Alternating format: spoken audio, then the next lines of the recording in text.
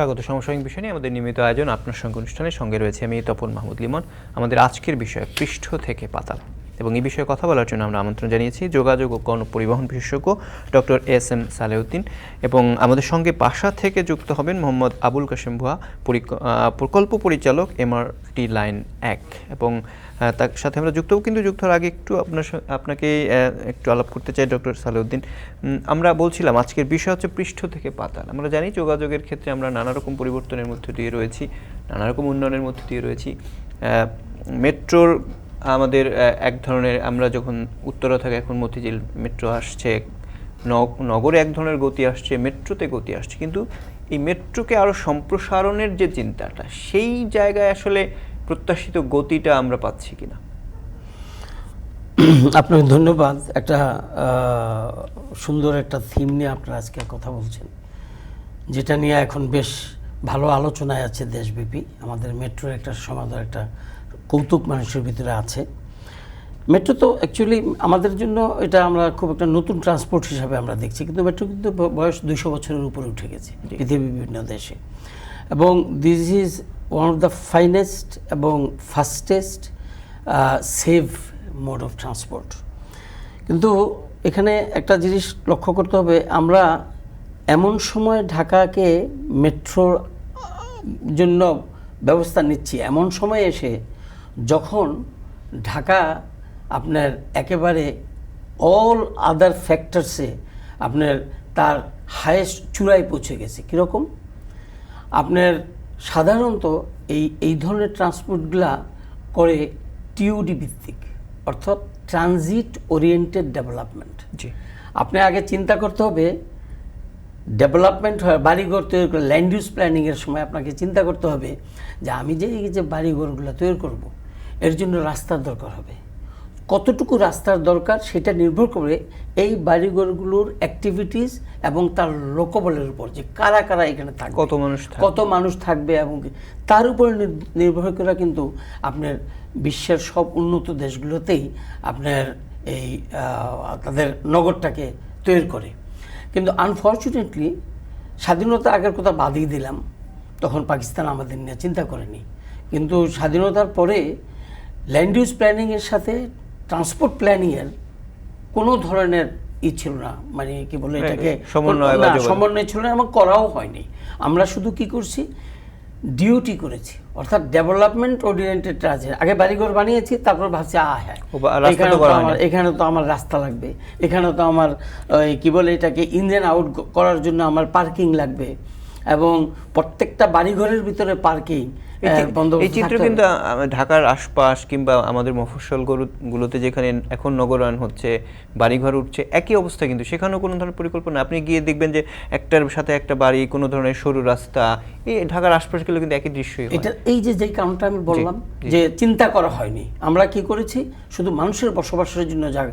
আপনি এইটা বলেন, ঢাকার প্রায় 30 থেকে 40% জায়গায় যদি আপনি যান, দেখবেন যে এক বাড়ির থেকে আরেক বাড়ির 5 হাত 6 হাত জায়গা আছে, তার ভিতরে একটা রিক্সা যাওয়ার রাস্তা আছে। তো এখন ওখানে তো শত শত মানুষ বাস করছে।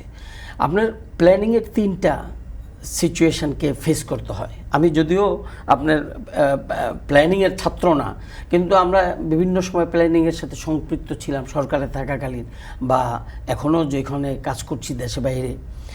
আপনার একটা আছে আইডিয়াল কন্ডিশন প্ল্যানিং, অর্থাৎ আমার সমস্ত কিছুই নাই, আমি এখন প্ল্যান করব আমার রাস্তাটা কেমন হবে, আমার বিল্ডিংগুলো কেমন হবে, কোন ধরনের বিল্ডিং কোন জায়গায় হবে, ব্যাপারটা বুঝতে পারছেন? এটাকে আইডিয়াল কন্ডিশন প্ল্যানিংটা সাধারণত আপনার নতুন জায়গায় যদি আপনার কোনো শহর তৈরি করা হয় এবং তৈরি হতে যাচ্ছে সেই সকল জায়গা হয়। আমি এই জায়গায় একটা কথা বলতে চাই যে ঢাকার এখন যে অবস্থা, আমার কাছে কেন জানি মনে হয় যে আমরা বাংলাদেশ অনেক এগিয়ে গেছি। আমরা কিন্তু এখন বিশ্বে আমেরিকার মতো দেশ আমাদের দেশকে এসে বলে যে আমরা বাংলাদেশের সাথে আগে যাই হয়েছে না কেন, আমরা এখন বাংলাদেশের সাথে ভালো করে চলার চেষ্টা করবো। এটার কারণটা কি? আমরা এগিয়েছি, কিন্তু আমাদের একটা সুন্দর একটা ক্যাপিটাল নাই, আমাদের একটা রাজধানী নাই। আপনার আমার মনে হয় এখনও সময় আছে যে ঢাকাকে আমরা এরকম করে বারবার সব দিক দিয়ে আপনার এটাকে আপনার রাস্তা বানায়, ওভার ব্রিজ তৈরি করে, আপনার এলিভেটেড এক্সপ্রেসওয়ে তৈরি করে, মেট্রো এলিভেটেড করে বা আন্ডারগ্রাউন্ড করে, সেই সিচুয়েশনটা এখন কিন্তু ঢাকায় নাই। যার জন্য আপনি দেখেন কুয়ালালামপুরকে সরিয়ে আপনারা তারা পুত্রজায়াতে নিয়ে গেছে, দিল্লিকে সরিয়ে তারা নিউ দিল্লিতে করে ফেলছে, টোকিওকে সরায় তারা নিউ টোকিও করে ফেলছে। ইভেন ইদানিং আমি দেখছি যে আপনার ইন্দোনেশিয়ার জাকার্তা সে সরিয়ে নিয়ে যাচ্ছে। আমাদের প্ল্যানারদের এখনই চিন্তা করতে হবে, আসুন না আমরা সুন্দর একটা ক্যাপিটাল সিটি তৈরি করি। আপনারা খুব বড় না, আমরা একটা একটা একটা ধরেন 100 স্কোয়ার কিলোমিটারের একটা ক্যাপিটাল সিটির জন্য আমরা জায়গা আছে আমাদের, এরকম একটা জায়গা নিয়ে আমরা সেইখানে সুন্দর মেট্রো করি, সেইখানে সুন্দর রাস্তা তৈরি করি, পার্ক তৈরি, যেটার থেকে দেশটা চলবে। এখন দেশ চালানো আর ওই রিক্সা তৈরি করা আর হাসপাতালের আগে চিকিৎসা করা, মানে সমস্ত দেশের এডুকেশনের ইনস্টিটিউশনগুলো নিয়ে আসা, খাবার দাবার 5টা জাম্বুরা নিয়ে আপনার সেই ইয়ার থেকে গরু নদীর থেকে ঢাকায় চলে আসে, যে গরু নদীতে বিক্রি করবে 5টা জাম্বুরা 20 টাকা আর ঢাকা এসে বিক্রি করবে 200 টাকা। তো এই যে সিচুয়েশানগুলো, এই সিচুয়েশানগুলোর থেকে রেহাই পেতে হলে আপনার ওই যে এই অ্যাজ অন টুডে কন্ডিশনের প্ল্যানিংয়ের উপর যেতে হবে। আমরা আজকে কী অবস্থায় আমরা আছি করলেই শুধু হবে না, চিন্তা করলেই কিন্তু হবে না। আপনার আরেকটা প্ল্যানিং আছে, রাষ্ট্রের অস্তিত্ব বা গুরুত্বপূর্ণ কাজের বিবেচনায় প্ল্যানিং করা, অর্থাৎ আমাকে করতে হবে রাষ্ট্রের খাতিরে। আমি আপনাকে একটা এক্সাম্পল দিই, মেট্রো 6 যখন আমরা আমার নেতৃত্বেই কিন্তু মেট্রো 6-এর প্ল্যানিং এবং রুট নির্ধারণ, ফাইনাল করা, স্টেশন করা, এগুলো সব হয়েছে। একদিন মাননীয় প্রধানমন্ত্রী মন্ত্রী ছিলেন, আমি ছিলাম সচিব ছিলেন, তো আমি তখন ঢাকা ট্রান্সপোর্ট কোঅর্ডিনেশন অথরিটির এক্সিকিউটিভ ডাইরেক্টরের দায়িত্বে আর কি। আমাকে মাননীয় প্রধানমন্ত্রী বললেন যে তুমি এয়ার চিফের সাথে কথা বলো। আগে কিন্তু আমাদের মেট্রো 6টা ওই ইয়াতে এসা ইদিয়া আসার কথা ছিল, আপনার এই যে বিজয় সরণি দিয়া কিন্তু ফার্মগেটের দিকে আসার কথা ছিল, কিন্তু এয়ারফোর্স এটাকে আমাদের বাধা দিয়েছে, আর্মির থেকেও কিছুটা বাধা আসছে। মাননীয় প্রধানমন্ত্রী বললেন যে তুমি একটু দেখো, you go and see, air চিফের সাথে কথা বলো যে ইফ হি ইজ রাইট যে এখানটা যাওয়া যাবে না রাষ্ট্রের খাতিরে। আমি স্পষ্ট বলি, thanks to the honourable prime minister, উনি বলছেন রাষ্ট্রের খাতিরে যদি উনি if he is right, if you think এটা যাবে না। আর যদি ইউসি যে এটা বাহিনীর বা কোনো ছোটোখাটো কোনো খাতিরে রাষ্ট্রের কোনো অসুবিধা হয়, তাইলে ইউ টেক ইউর ডিসিশন। আমি তারপর দিন গেলাম, আমার সাথে 1:1 আমরা কথা বলেছি। আই ওয়াজ স্যাটিসফাইড যে রাষ্ট্রের খাতিরে এখানটা যাওয়া যাবে না। অনেক কথা যেগুলো আমি বলতে পারবো, আমি বলতে পারবো না, নিশ্চয়ই মাননীয় প্রধানমন্ত্রী জানেন। তখন আমরা কিন্তু এটা ওই খামার বাড়ির এখান দিয়ে আপনার ওই যে দিয়ে ঘুরে আমরা নিয়ে গেলাম। কারণ সমস্যা হয়ে গেছে কি, জায়গা বেঁকে বসছে, জায়গা বলছে আমি আর টাকা পয়সা দিতে পারবো না, আমি অলরেডি স্টাডির জন্য অনেক টাকা দিয়েছি, এটা দিয়ে। তখন মোহিত স্যার ছিলেন ফাইন্যান্স, আমাকে ডেকে বললেন Salauddin you have to discuss with them in depth, এবং আমিও দরকার হলে এটা পার্টিসিপেট করব। তো আমি কেন এই কথাটা বললাম, এই কথা বলার পিছনে কারণটা হলো যে এখন আমরা যেই মেট্রোগুলো নিয়ে চিন্তা করছি, আমি কয়েক জায়গায় দেখছি যে অনেকে বলে যে এটা মাটির নিচ দিয়ে যাবে, সুতরাং এটার উপরের রাস্তার কোনো আপনার কাছে এই প্রসঙ্গে আসবো একটু, যে এখন আমরা জানি যে পৃষ্ঠভাগ ছাড়িয়ে আমরা পাতালে প্রবেশের চেষ্টা করছি এবং সেই প্রকল্পে কাজ শুরু হয়েছে অলরেডি। সেই বিষয়ে একটু জানতে চাই। আমাদের সঙ্গে এমআরটি অনের প্রকল্প পরিচালক মোহাম্মদ আবুল কাশেম যুক্ত হচ্ছেন, আমি তার সঙ্গে একটু যেতে চাই। আবুল কাশেম নিশ্চয়ই শুনতে পাচ্ছেন। আপনার কাছে জানতে চাই এমআরটি অন প্রকল্পের এই অগ্রগতি সম্পর্কে, এখন পর্যন্ত আপনাদের পাতাল রেল প্রকল্পটা আসলে কত দূরে এগুলো, এবং শেষ পর্যন্ত যদি আমরা ধরি কবে নাগাদ আসলে এটা আমরা চড়তে পারবো, সেই কোনো ধরনের তথ্য বা এখন পর্যন্ত আপনার কাজের হিসাব কি বলছে?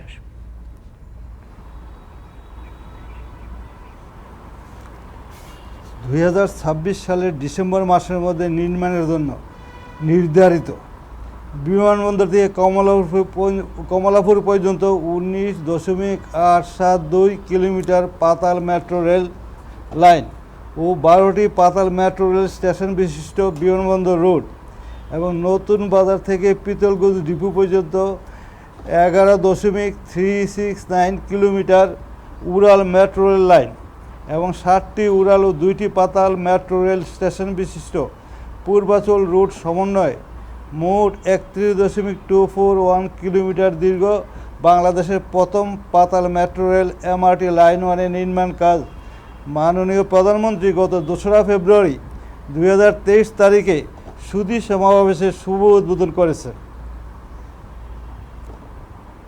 বিমানবন্দর রুটেই বাংলাদেশের প্রথম পাতাল বা আন্ডারগ্রাউন্ড মেট্রো রেল নির্মিত হচ্ছে। উভয় রুটের সকল বিস্তারিত study, survey, basic design, detail design ও পিতলগঞ্জ ডিপোর ভূমি অধিগ্রহণ সম্পন্ন হয়েছে। এমআরটি লাইনের ডিপো অ্যাক্সেস করিডোরের বর্ধিতাংশ ডিপোর এন্ট্রেন্স চাইল্ডলাইন বিশিষ্ট রিসিভিং সাবস্টেশন 2 এবং নর্দা নতুন বাজার, উত্তর বাড্ডা, আফতাবনগর, রামপুরা, মালিবাগ, রাজারবাগ ও কমলপুর পাতাল স্টেশনের ভূমি অধিগ্রহণ বিভাগীয় হস্তান্তর কার্যক্রম বিভিন্ন পর্যায়ে চলমান রয়েছে। একসাথে এমআরটি লাইনের বিভিন্ন স্থাপনা নির্মাণের জন্য বাংলাদেশ রেলওয়ে, বেসামরিক বিমান চলাচল কর্তৃপক্ষ, সড়ক ও জনপথ অধিদপ্তর, স্বরাষ্ট্র মন্ত্রণালয়, গণপূর্ত অধিদপ্তর ও শিক্ষা বিভাগের মালিকানাধীন ভূমি ডিএমটিসিএলের অনুকূলে জনস্বার্থে হস্তান্তর কার্যক্রম বিভিন্ন পর্যায়ে চলমান রয়েছে। এমআরটি লাইন 1 নির্মাণ কাজে মোট 12টি প্যাকেজের মাধ্যমে বাস্তবায়ন করা হচ্ছে। গত 1 মার্চ 2023 তারিখে ডিপোর ভূমি উন্নয়ন সংক্রান্ত প্যাকেজ CP0 এর ঠিকাদারি প্রতিষ্ঠানের কাজ শুরু করেছে। 30 এপ্রিল 2014 তারিখ পর্যন্ত অগ্রগতি প্রায় 40%, এটা আর্থিক অগ্রগতি, আর বাস্তব অগ্রগতি প্রায় 70%-এর উপরে।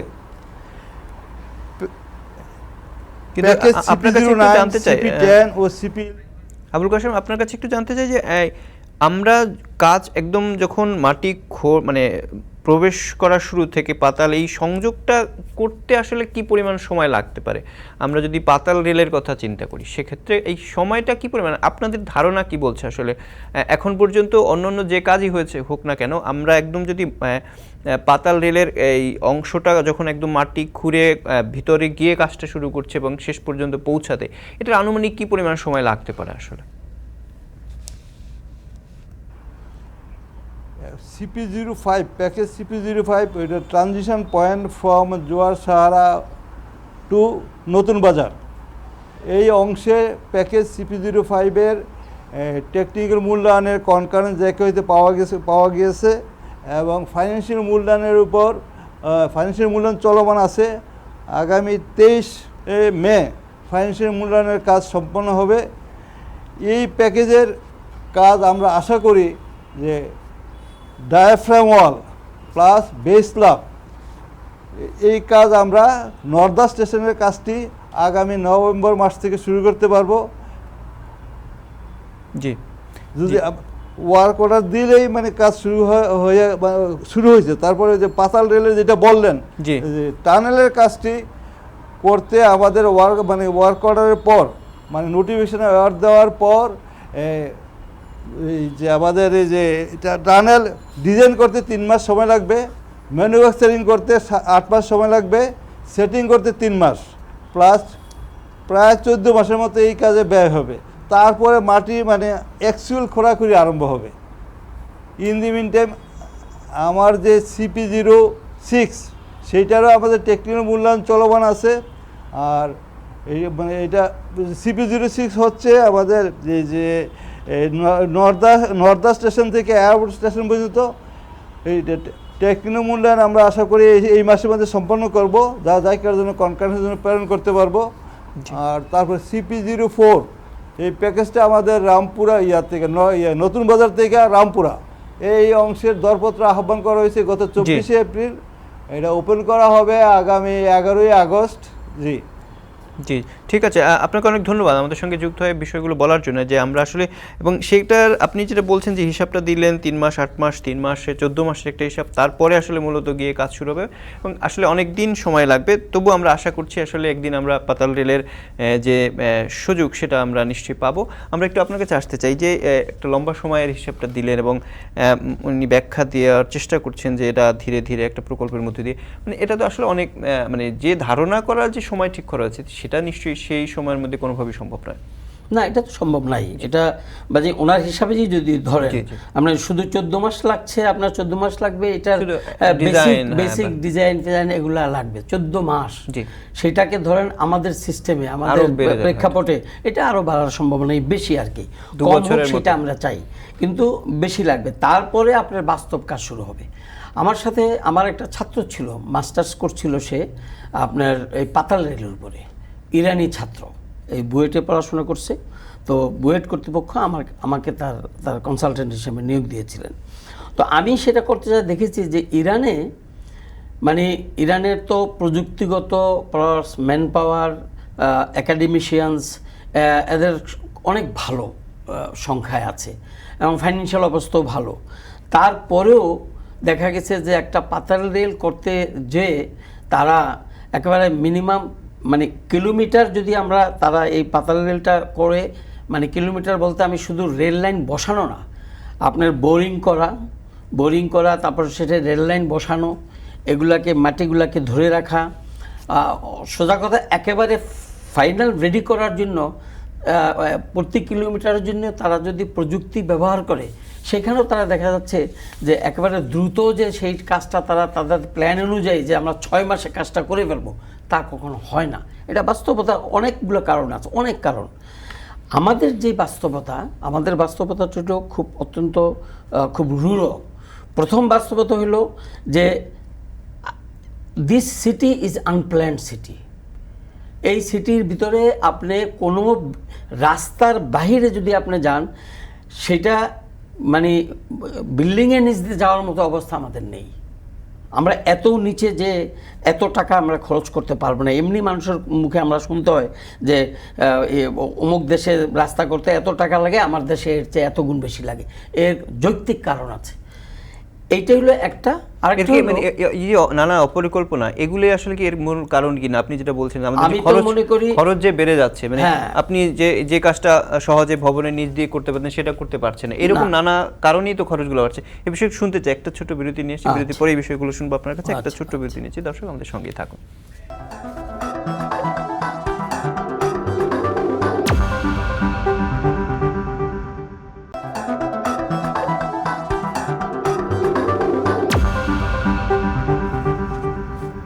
আবার স্বাগত। আপনারা দেখছেন আপনার সঙ্গে আমরা কথা বলছিলাম পৃষ্ঠ থেকে পাতালে। আমাদের বিষয়ে কথা বলার জন্য আমাদের সঙ্গে রয়েছেন যোগাযোগ ও পরিবহন বিশেষজ্ঞ ডক্টর এস এম সালাউদ্দিন।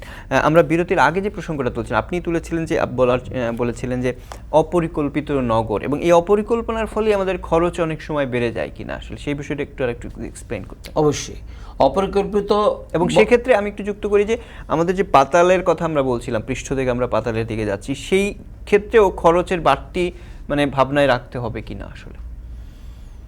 আমি তো মনে করি যে অ্যাটলিস্ট একটা পাতাল রেলের কি মানে টেস্ট বেসিস একটা পাতাল রেল ধরে দেখা দরকার। কারণ আমি এই জন্য বলছি যে অ্যাজ অন টুডে কন্ডিশনে প্ল্যানিংয়ে করতে যে যদি দেখা যায় যে আসলেও পাতাল রেল করার জন্য আমাদের সয়েল কন্ডিশন, আমাদের ফাইন্যান্সিয়াল কন্ডিশন, আমরা কিন্তু আমাদের এখন কিন্তু সবচেয়ে বেশি বড় প্রবলেম হচ্ছে এই সকল প্রজেক্টে ফাইন্যান্সিং করা।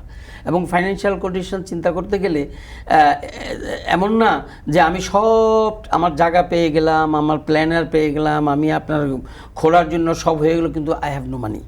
তো এগুলো বিবেচনা করা, সব কিছু বিবেচনা করে যত অল্প মূল্যে, স্বল্প মূল্যে আমরা কাজটা সাধন করতে পারি, সেইটা আমার মনে হয় ভালো। যেমন আমি দেখেছি ঢাকা থেকে নারায়ণগঞ্জ আবার কিন্তু দু একটা লাইন দেখা যাচ্ছে আছে।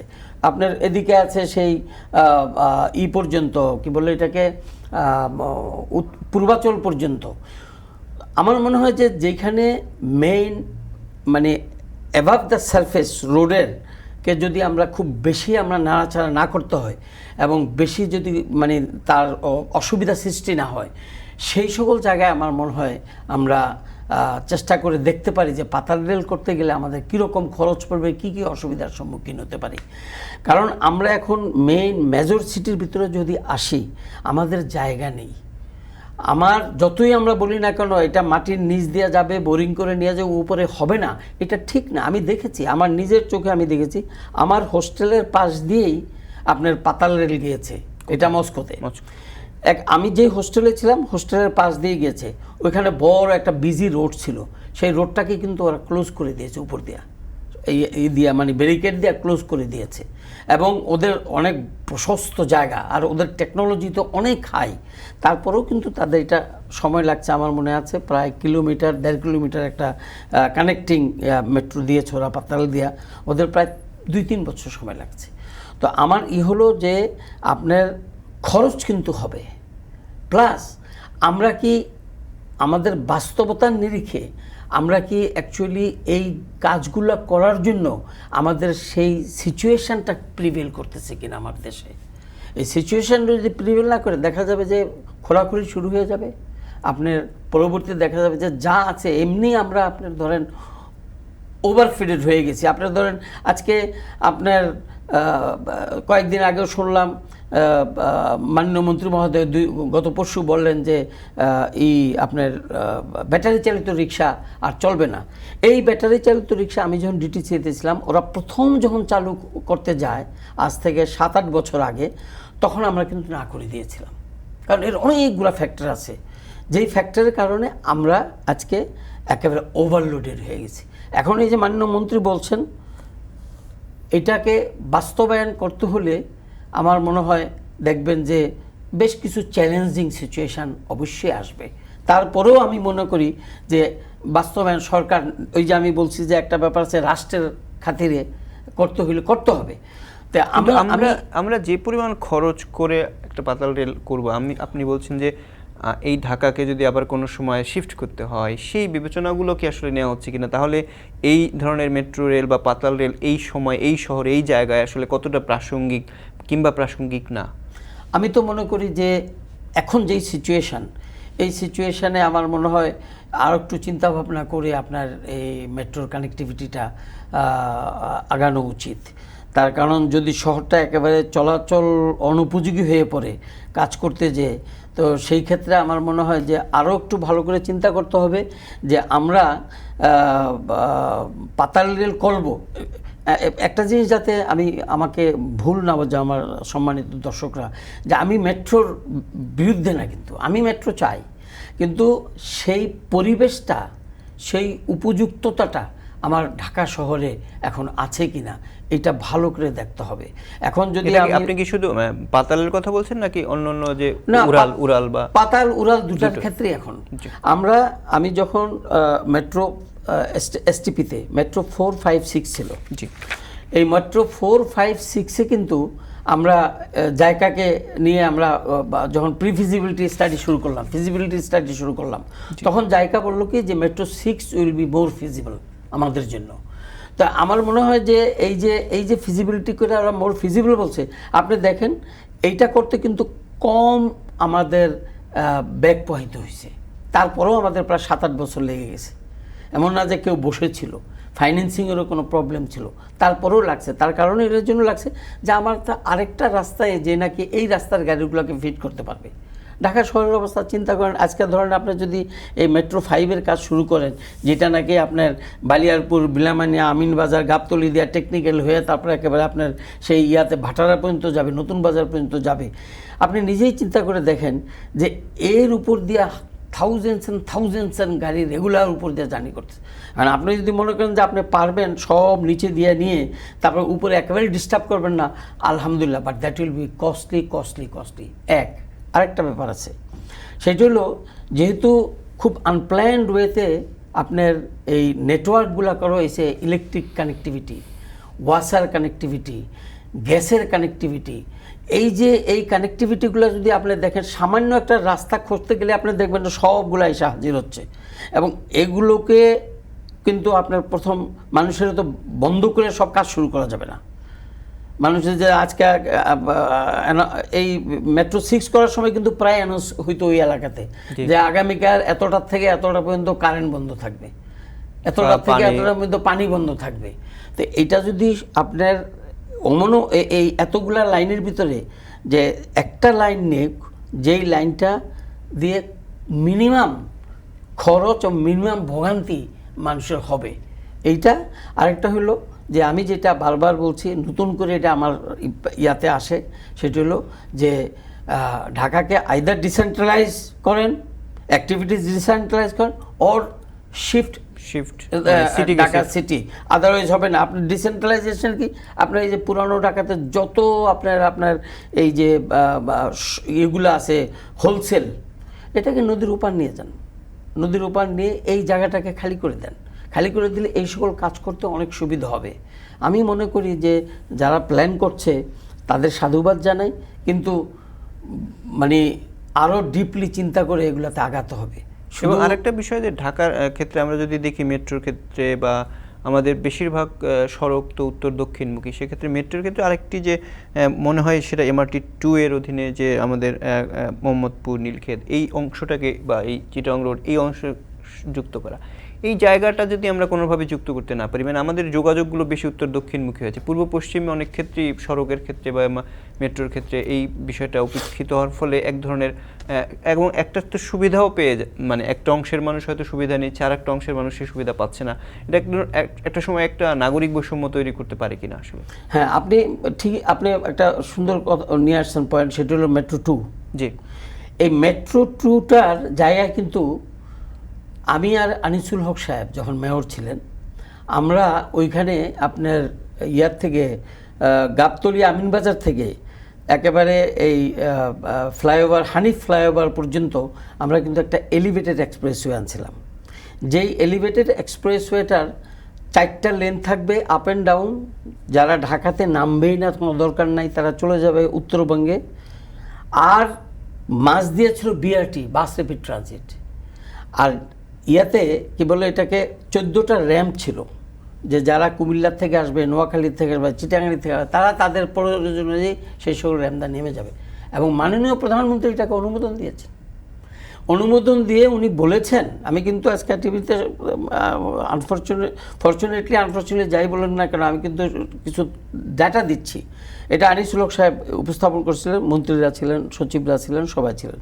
মাননীয় প্রধানমন্ত্রী বলছেন যে তোমাদের ওই একটা মসজিদ আছে না আপনার, ওই যে মিরপুর করিডোরে ওই ইয়াতে 27 নম্বরের এখানে একটা মসজিদ আছে, মসজিদ জায়গাটার নামটা আমি ভুলে গেছি। বলে এই মসজিদটা হয়তো তোমাদের একটু করবে, কিন্তু আমি জায়গা দেবো, ওইটা অজুর জায়গাটা চেঞ্জ করতে হবে। আইন চেঞ্জ করতে হলেও তোমরা এই এলিভেটেড এক্সপ্রেসওয়েটা করো।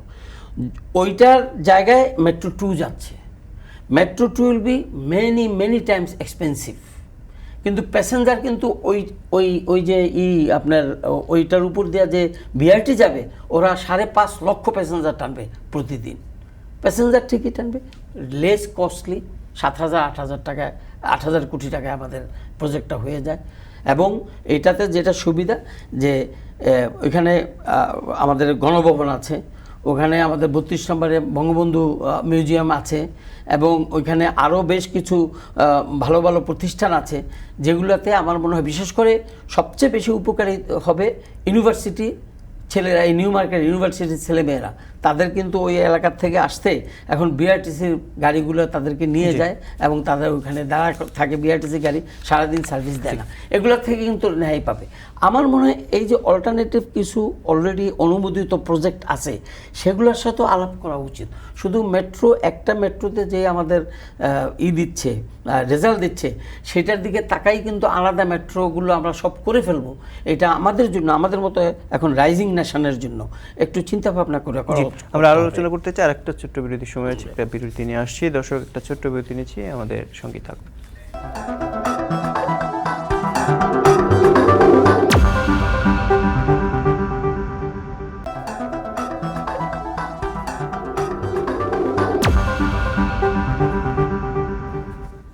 আবার স্বাগত, আপনারা দেখছেন আপনার সঙ্গে। আমরা কথা বলছিলাম পৃষ্ঠ থেকে পাতাল এই বিষয়ে। আমাদের সঙ্গে রয়েছেন যোগাযোগ ও গণপরিবহন বিশেষজ্ঞ ডক্টর SM সালাউদ্দিন। আমরা আলাপ করছিলাম একটা বিষয় যে এই মেট্রো একটা নেটওয়ার্ক তৈরি করার চেষ্টা এমআরটির বিভিন্ন প্রোগ্রামের মধ্য দিয়ে, এই নেটওয়ার্কটা মানে পুরোপুরি শেষ হয়তো কখন হবে এখন পর্যন্ত আসলে ধারণা করা খুব কঠিন আসলে, কিন্তু এটা করলে আমাদের যে নগর পরিবহন বা নগরিক যে ব্যবস্থাপনায় সেটাই কি পরিমাণ পরিবর্তন আনতে পারে এবং সেটা কবে নাগাদ আসলে আমরা মানে এর একদম পুরো সুফল পেতে পারি আসলে, এবং নাকি আসলে এখানেও কোনো ধরনের অপূর্ণতা থাকতে পারে? শুনেন, মেট্রো নেটওয়ার্কগুলো আপনি যদি বিশ্বব্যাপী দেখেন, ইংল্যান্ডে দেখেন, আপনার আমেরিকাতে দেখেন, মস্কোতে দেখেন, আপনি দেখবেন সাধারণত মেট্রো আন্ডারগ্রাউন্ড একটা নেটওয়ার্ক হয়, আপনার একটা রাউন্ড মেট্রো হয়। রাউন্ড মেট্রোকে ফিট করে এই লিনিয়ার মেট্রোগুলো, যেটা এখন আমরা করছি লিনিয়ার, সবগুলো কিন্তু যার যার মতো সে চলতেছে, একটাকে আরেকটা কিন্তু কম জায়গায় কিন্তু একটা আরেকটাকে ফিট করতেছে। যেমন আমি যদি রাসেল স্কোয়ার থেকে এখন এই গুলশান 2-এ যেতে চাই, আমাকে কিন্তু রাসেল স্কোয়ার থেকে আবার চলে আসতে হবে গাবতলীর এখান থেকে এটা ধরে আবার দারুসালাম হয়ে আমাকে ওইখানে যেতে হবে। আর এটা যদি এরকম নেটওয়ার্ক থাকতো যে আমি তাইলে কিন্তু সরাসরি চলে যেতে পারতাম আমার ওই এলাকাতে। যেমন আমরা চড়ছি বিদেশে, আমরা দেখেছি একটা টিকিট কাটেছি, সারা মেট্রো আন্ডারগ্রাউন্ড মেট্রোতে আমরা আমার জায়গার মতো চলে গেছি। এইটাকেই বলে আপনার ট্রানজিট ওরিয়েন্টেড ডেভেলপমেন্ট। অর্থাৎ আমি বের হয়ে আমাকে যাতে আরেকটা ট্রান্সপোর্ট ধরতে না হয়। এখন আপনি পরিবর্তন করতে হবে, নামতে হবে। আমি তো বললাম যে অনেকে এটা চিন্তা করে না। এখন যে মেট্রোর এত পারাপারি, এত এটা দুইটা কারণ। একটা কারণ হলো ঢাকা তো আনলিভেবল হয়ে গেছে, মানুষ চলতে পারতেছে না। মানুষ সময়ের দিকে বিবেচনা করে যায়, আমি 200 টাকা দিয়ে যাবো, 100 টাকা দিয়ে যাবো, তারপর আমি মেট্রো যাই, এটা একটা সময় বাঁচানো একটা। আরেকটা হলো যে বেশ কিছু একটা পার্সেন্টেজ আছে ভালো লাগে মেট্রো দিয়ে উঠে চড়ি, দেখতে যাই আমরা আর কি। আর আরেকটা জিনিস সেটা হলো যে মোরলেস এটা অনেক বেশি সেফ জার্নি, এই কারণেই এটার উপর বেশি প্রেশার পড়তেছে। কিন্তু আপনি যদি মেট্রো নেটওয়ার্কের কথা বলেন, সেটার জন্য আবার ঢাকা আর উপযুক্ত নয়, নতুন ঢাকা বানাতে হবে। কারণ আপনাকে রাউন্ড মেট্রো করতে হয় নেটওয়ার্কে, সেই বাস্তবতা আসলে এখন সম্ভব না। এখন যেটা করতে পারে এই লিনিয়ার মেট্রোগুলো যেগুলো হচ্ছে, এগুলোর সাথে আপনি আদার মোডকে যদি ইন্টিগ্রেট না করেন, এখন একটা লোক আপনার থেকে উত্তরার থেকে সে আসতেছে মতিঝিল, আপনার তার 100 টাকা লাগে, যেতে আবার 100 টাকা লাগে, তার 200 টাকা খরচ হচ্ছে। আর সে বাসে ওইখান থেকে উত্তরার থেকে এখানে আসতে তার 35 টাকা, যেতে 35 টাকা, 70 টাকায় চলে যাচ্ছে। তো আপনি যদি আমরা যে স্টাডিতে দিয়েছি এটা আরএসটিপিতে আছে, রিভাইজ ট্রান্সপোর্ট প্ল্যানিংয়ে আছে, যে মেট্রো সব এগুলো হয়ে যাওয়ার পরও 19 থেকে 20% প্যাসেঞ্জার টানবে। আচ্ছা, 2035 সালে।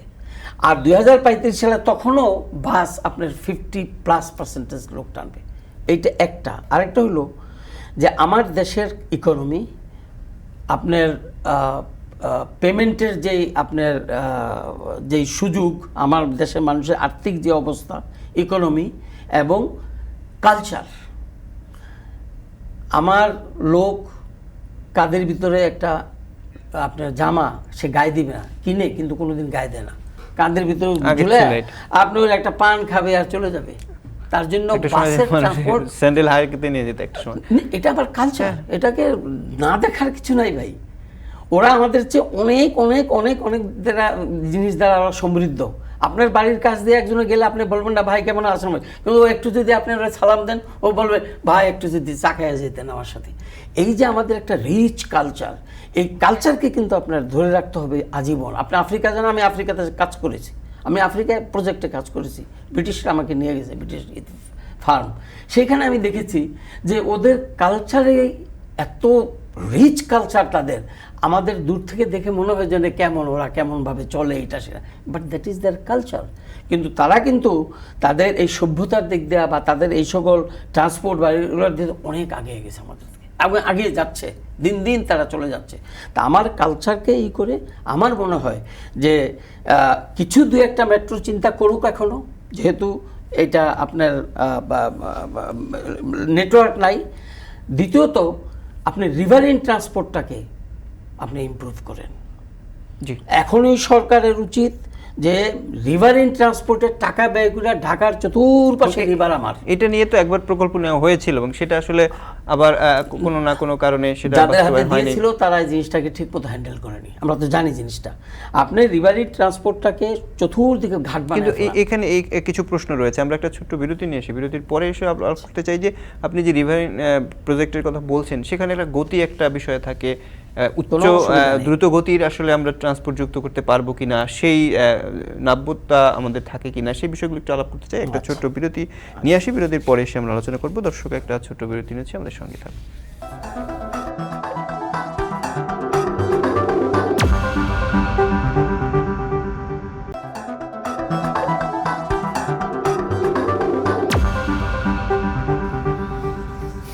আবার স্বাগত, আপনারা দেখছেন আপনার সঙ্গে আমরা কথা বলছিলাম পৃষ্ঠ থেকে পাতাল, এবং এই বিষয়ে কথা বলার জন্য আমাদের সঙ্গে রয়েছেন যোগাযোগ ও পরিবহন বিশেষজ্ঞ ডক্টর এস.এম. সালেউদ্দিন। আমরা বিরতির আগে বলছিলাম নদী সংযোগের মধ্য দিয়ে আসলে এই নাগরিক যে এক ধরনের চাপ, যাত্রীদের চাপ, সেটা আসলে কতটা কমানো সম্ভব। সেক্ষেত্রে আগেও একবার দেখেছি আমরা এরকম প্রজেক্ট হাতে নিয়েছিল, সেটা মুখথুবড়ে পড়েছে বলা যায়, এবং আবার বলা হচ্ছে নতুন করে সেই কাজ কতটা আসলে চলছে। এবং সেটা আসলে আমরা যদি চিন্তা করি, আমাদের যে চারপাশে যে নদীগুলো আছে এখন অনেকগুলো নদীতে কিন্তু এখন দেখা যাচ্ছে যে মানে যেটাকে তার যে পাশে আলাদা করে ওয়াকওয়ে তৈরি করা হয়েছে, কিছুটা সংরক্ষণের জায়গাগুলো তৈরি হচ্ছে। সেখানে আমাদের যে গভীরতা বা সবসময় আসলে সারা বছরব্যাপী এইটা কতটা ভায়াবল আপনার কাছে মনে হচ্ছে, আসলে এটা ওয়ার্ক করবে কিনা? রিভারিং ট্রান্সপোর্টটা আপনার ওয়ার্ক না করার কোনো কারণ নাই। আপনি যেটা বলতে চাচ্ছেন সেটা সিলটেশন হচ্ছে অনেক। তো আমাদের এই যে লো এলিভিয়াল ল্যান্ড, আমরা কিন্তু বাস্তবে একটা বড় ড্রেন, আমার হোল দেশটাই কিন্তু হিমালয়ের জন্য একটা বড় একটা ড্রেন। কারণ আমার ডান পাশে পাহাড়, বা পাশেও উঁচু জায়গা, আপনার ধরেন ওয়েস্ট বেঙ্গলের উপরের দিকটা তো পাহাড়ি, আর এদিকে তো আপনার আসাম, তারপর এই যে ধরেন মায়ানমার, আমরা কিন্তু একটা লো ল্যান্ড, ওইখান থেকে সিলটেশন হবেই। কিন্তু এগুলাকে বিবেচনা করি আমরা যদি এই সিলটেশনের মাত্রাটাকে আমরা যদি আপনার এটাকে সায়েন্টিফিক ওয়েতে কিন্তু এটাকে ডাইভার্ট করা যায়, এটাকে অন্যখানে ব্যবহার করা যায়, এইগুলো সল্ট, এইগুলো আপনার বালিগুলো আপনি যদি ভালো করে আপনার যদি চতুর্পাশের ঢাকা, চতুর্পাশের রিভারগুলোকে যদি আপনি খনন করেন এবং বড় বড় ঘাট করেন, যেই ঘাটের যে আপনার প্যাসেঞ্জার নেমেই তার একটা বাস পাবে, সে তার centre of the Dhaka city বা ঢাকা সিটিতে আসার জন্য। আপনি আজকাল সদরঘাট থেকে বরিশালের লোক আসে টঙ্গী যাবে, সে কিন্তু ঢাকার ভিতর দিয়ে যাচ্ছে, 2 ঘন্টা লাগে তার টঙ্গী যেতে সদরঘাট থেকে। তো সে যদি আপনার ওই যে নদীটা আছে তাদের যে তুরাগ দিয়ে আপনার যদি ফাস্টার দেয়, আপনার যে বোট দেয়, আপনি যদি ও চলে যায়, ও দেখবেন যে ওর সময় কম লাগবে, আপনার পলিউশনও কম হবে। এটা কিন্তু হাতির ঝিলে আমরা অনেকে বোট ব্যবহার করছি, তার মানে বোটের সুযোগ রয়েছে, অনেক সুযোগ রয়েছে। আপনি ব্যাংকক যদি যান, আপনি দেখবেন ব্যাংককে কিন্তু বেশ কয়েকটা রিভারিং ট্রান্সপোর্ট আছে। আপনি দেখবেন যে ওটা টিকিট পাওয়া যায় না, কিন্তু কেউ ভিতরে, ওদের তো মেট্রো আছে, ওদের বাস আছে, কিন্তু ওরা রিভারিং ট্রান্সপোর্টে যাতায়াত করে। আর রিভারিং ট্রান্সপোর্টের যারা যাত্রী, যাদের যে প্রোডাক্ট নিয়ে যারা যাতায়াত করবে, তারা আপনার বাসে আসবে না, তারা দেখবেন ওইখানে তাদের এই মালামাল নিয়ে এটিয়া তারা আপনি রিভারিং ট্রান্সপোর্টে যাবে। আর যদি এই মেট্রো, 2-1টা মেট্রো যদি হয়, যদি ওই রিভারিং ট্রান্সপোর্টের সাথে কানেক্টিভিটি দাঁড়ায়, প্লাস আপনার যদি আমাদের যে বাস রুট রেশনালাইজেশন নিয়ে আমরা কাজ করছি বর্তমানে, এই বাস রুট রেশনালাইজেশনটা এগিয়ে যাচ্ছে। 2 মেয়র যথেষ্ট পরিশ্রম করছেন ওনারা এবং কমিটির মেম্বাররা, যাতে করে এটা আমরা বাস্তবায়নের জন্য আমরা একটু তাড়াতাড়ি আমরা এটা কাজ করতে পারি। ফাইন্যান্সিং হলেই তাড়াতাড়ি হয়ে যাবে।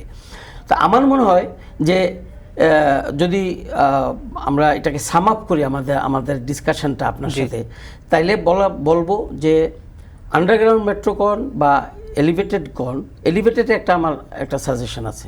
সেটা হলো, দেখেন আমরা যখন এলিভেটেড করলাম, এটার উপর দিয়ে যে তার যাচ্ছে, এই যে আপনার তারগুলো যাচ্ছে, ইলেকট্রিক তার, এই কানেক্টিভিটি, এইটা কিন্তু আমরা বলছিলাম, আমি যখন এটা নিয়ে কাজ করছি, আমি বলছিলাম যে এটা যাতে থার্ড রেল দেওয়া যায়। থার্ড রেল মানে যেখান দিয়ে ট্রেনটা যাচ্ছে, ওইখানে আরেকটা রেল দিয়া আপনার ইলেকট্রিক কানেক্টিভিটি থাকবে। এর অর্থই নয় যে ওটার উপর পাড়া দিলে আপনি হবেন, ওইভাবেই ওগুলো তৈরি করা। এটা থার্ড মানে তারগুলা বা ওইভাবেই থাকবে যেটা যেটা আপনার আন্ডারগ্রাউন্ড গেলে তো থার্ড রেল দিয়ে আপনাকে নিতে হবে। জি। আপনার তো অপশন না আন্ডারগ্রাউন্ডে উপর দিয়ে নেওয়া। তো আমি বলবো যে যেটুকু উপর দেওয়া যাবে তারা যাতে থার্ড রেল দেওয়া যায়, তার কারণ না হয় এখন তো আপনারা দেখছেন 2-1টা অ্যাক্সিডেন্ট ঘটছে, কিন্তু আপনার যত পুরানো হবে আরও যত সময় যাবে তখন দেখবেন যে এর জন্য প্রায় অ্যাক্সিডেন্ট হবে, গাড়ি থেমে যাবে। এই জন্য থার্ড রেলের ব্যবস্থাতে এটা করে যারা উপর দিয়ে যাবে। আর আন্ডারগ্রাউন্ডের টেস্ট বেসিস 2-1টা লাইন আপনারা চিন্তা করতে পারেন। একটা লাইন করতে গেলে কিন্তু আপনার অনেক এক্সপিরিয়েন্স ডেভেলপ করবে। আর যদি সবগুলো এখন একসাথে শুরু করেন, ঢাকার যে অবস্থা আমার মনে হয় এটাতে অনেক ঝামেলা বাড়বে, সাধারণ মানুষের অনেক কষ্ট হবে। আমরা যদি সাধারণ মানুষের কথাই চিন্তা করি, আমরা এক মেট্রোয় দেখেছি কি পরিমাণ ভোগান্তির মধ্য দিয়ে আসলে এই একটা জায়গায় এসে পৌঁছানো গেছে। সেক্ষেত্রে এই ভোগান্তি আসলে আমরা আসলে কতটা বিবেচনায় নেওয়া হচ্ছে? কারণ আমরা যখন কাজ শুরু করি আমরা দেখেছি গণমাধ্যমের বক্তব্যে বলা হচ্ছে পাতাল রেল করলে অত ভোগান্তি হবে না। তার মানে ভোগান্তিটাকে কি ঠিকঠাকভাবে পরিমাপ করতে পারছে কিনা তারা আসলে? আমি আবার রিপিট করছি, সেটা হলো যে আপনার পাতাল রেলে ভোগান্তি হওয়ার কথা না, যদি আপনার জায়গা থাকে, যেই জায়গা দিয়ে আপনার রেলটা নেবেন সেখানে যদি আপনার কোনো ধরনের ডিস্টারবেন্স না হয় আপনার খুব একটা ভোগান্তি হবে না। কারণ এগুলো আপনার আজকাল বোরিং মেশিন আছে এরকম যে ওরা খুব তাড়াতাড়ি করে ফেলে। কিন্তু এই জন্যই বলছি টেস্ট বেসিস একটা পাতাল রেল করেন আপনারা, একটা সবগুলোতে হাত না দিয়া একটা করে দেখান যে আপনারা যখন বলছেন যে 2026 আপনারা 5টাই করে ফেলবেন, মেহরবানি করে একটাই 2028-এ শেষ করেন। তাহলে আমরা বুঝতে পারবো যে পাতাল রেল করার সক্ষমতা আছে। এটা বলছি যে অ্যাজ অন টুডে কন্ডিশনে প্ল্যানিং আমরা এটা করি না। আপনি কয়েকদিন আগেও আপনি দেখছেন মাননীয় প্রধানমন্ত্রী একটা কথা বলেন, আজকাল বলে থাকেন, এটা আমি খুব অ্যাপ্রিসিয়েট করি। সেটা হলো যে রিসার্চ করেন, আপনার সার্চ করেন, the problems you search for. যদি আপনি না পারেন জোর করবেন না। আপনি দেখেন যে পাতাল রেল যে আপনি নিচ্ছেন আমাদের সয়েল কন্ডিশনে, আমাদের স্বাভাবিক কন্ডিশনে, আমাদের সোশিও কালচারাল কন্ডিশনে, এই পাতাল রেল যখন হাতে নেবেন একটাতে হাতে নেন, ওইটাতে হাতে নিয়ে দেখেন আপনার কি কি সমস্যা আপনার সামনে আপনার আসতেছে। তাহলে কিন্তু সেই অভিজ্ঞতাগুলোই আসলে পরবর্তী ক্ষেত্রে আপনি যদি দেখেন যে খুব সমস্যা হবে না, আপনি বাকি 4-5টা আপনি হাত দিয়ে দেন। আর যদি দেখেন যে না অনেক যে পরিমাণ খরচ, আসলে খরচের বিষয়টা মাথায় রাখতে, কারণ আমাদের তো অর্থনৈতিক বিষয় আছে এবং এই পরিমাণ খরচ দিয়ে কস্ট ইফেক্টিভ কতটা হতে পারে? Metro rail is not cost effective, এটা আমি সোজা বলে দিলাম। এই পর্যন্ত পৃথিবীর কোনো দেশ বলতে পারবে না। আমি কস্ট এফেক্টিভ এই অর্থ অন্তত যদি আমি কিছুটা অল্প ভর্তুকি দিয়ে আসলে চালানো সম্ভব কিনা না, এখানে সেই বিবেচনায় কস্ট এফেক্টিভ হয়তো লাভজনক না হলো, কিন্তু খুব বেশি কস্ট এফেক্টিভ কথাটা কিন্তু বেশ বেগ টার্ম। এই জন্য যে কস্ট এফেক্টিভ আমার ভাড়াটা বেশি, এইটা কস্ট বেশি না, আমার মেনটেনেন্সটা বেশি, এইটাও কস্ট বেশি না। যদি আমি আমার কাজ তাড়াতাড়ি করে নিয়ে আমি যদি আমার আর্থিকভাবে আমি লাভজনক, জনগণ যদি আর্থিকভাবে লাভ, দ্যাট ইজ কস্ট এফেক্টিভ। তো আমার মনে হয় যে আমাদের দেখতে হবে যে আমি যদি এই কাজটা করতে যাই প্রতি 2 দিন অন্তরে যদি আমাকে এর পিছনে আমার কি বলে এটাকে মেনটেনেন্স বলেন বা অন্যান্য যতগুলো ব্যয় আছে এগুলো যদি প্রচুর হয়ে যায়, তাইলে ওই যে জার্নি করে যে নাকি তার বিজনেসটাই কস্ট এফেক্টিভ হইলো, এইটা কিন্তু কাজে দিবে না, কিন্তু সে তো এই দেশেরই নাগরিক, তার টাকা দিয়েই তো আমি এটা করব, যখন এখন ভ্যাট বসাতে হচ্ছে। এক্স্যাক্টলি। সুতরাং ওইটা কস্ট এফেক্টিভ তখনই হবে যখন আপনি সার্বিকভাবে দেখবেন যে আপনি এখন আরেকটা আসছে কস্ট এফেক্টিভ ভিতরে, এনভায়রনমেন্ট। যে আমাদের হাতে আর সময় নেই, আমরা শেষ করতে আমরা নিশ্চয়ই এনভায়রনমেন্ট নিয়ে আরেকদিন ডিটেইলস আলোচনা করা যাবে। সেই বিষয়ে আমরা নিশ্চয়ই কথা বলবো। আপনাকে অনেক ধন্যবাদ আমাদের সঙ্গে যোগ দিয়ে পুরো বিষয়টা সম্পর্কে একটি ধারণা দেওয়ার জন্য এবং বিস্তারিত বলার জন্য। আরও নিশ্চয়ই কোনো পরবর্তী আয়োজনে আপনার সঙ্গে দেখা হবে। দর্শক আপনারা ভালো থাকবেন, নিশ্চয়ই কোনো পরবর্তী আয়োজনে দেখা হবে।